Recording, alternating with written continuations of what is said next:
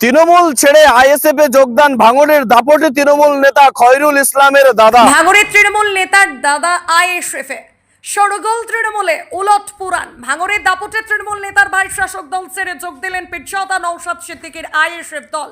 জানিয়ে সরগোল পড়ে গিয়েছে ভাঙড়ের তৃণমূল শিবিরে। সরগোলের কারণ, ভাঙড়ের দাপটে তৃণমূল নেতা খয়রুল ইসলাম, তিনি পঞ্চায়েত সমিতির ভূমির কর্মাধ্যক্ষ। ভাঙড়ের রাজনীতিতে প্রবল আরাবুল বিরোধী এবং শওকত মোল্লার অত্যন্ত ঘনিষ্ঠ বলে পরিচিত।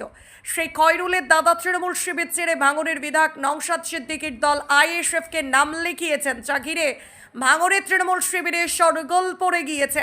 তৃণমূল সূত্রের খবর, এর অন্দরে রয়েছে দলীয় সমীকরণ। তৃণমূল নেতা খয়রুল ইসলাম ভাঙড়ের অবজারভার শওকত মোল্লার অনুগামী। উল্টো শিবিরে রয়েছেন ভাঙড়ের প্রাক্তন বিধায়ক আরাবুল ইসলাম। তাই খয়রুলের ভাই আশরাফুল ইসলাম দলবল নিয়ে আইএসএফে যোগ দিতেই বিরুদ্ধে গোষ্ঠীর সক্রিয় হয়ে ওঠে সমাজ মাধ্যমে। পোস্ট পাল্টা পোস্টে আলোড়ন পরে শাসক দলের অন্তরে। এ নিয়ে সমাজ মাধ্যমে সুর চড়িয়েছেন ভাঙড় 2 নম্বর ব্লক জেলা পরিষদ সদস্য তথা আরাবুল পুত্র হাকিমুল ইসলামও। অপরদিকে ভোটের দোরগড়ায় উৎফুল্ল আইএসএফ শিবির। কারণ তৃণমূলের দাপটে তৃণমূল নেতা দাদার দল ছেড়ে আইএসএফে যোগদান করতেই তাদের দলের শক্তি বৃদ্ধি হয়েছে বলে ফেসবুক তথা সমাজ মাধ্যমে পোস্ট করতে থাকেন। আমাদের বংশগত পরিচয় আপনি নেবেন, আমরা দলের গাদ্দার নই। দেখুন, তিনি গিয়েছে কি বিষয়, ওসব বিষয় আমরা বলছি, আগে ফের বলছি, কোনো আমল দিই না ওসব নিয়ে। আমাদের দল টিকে নেই।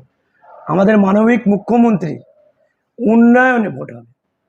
আমাদের ভাঙড়ে 21 সালে যে সাধারণ মানুষ যে ভুল পথে প্রচলিত হয়েছিলেন, তারই একটা ফলস্বরূপ আমার ভাইকে নিয়ে কিছু রাজনৈতিক ব্যবসায়ী রাজনীতি করার চেষ্টা করছে।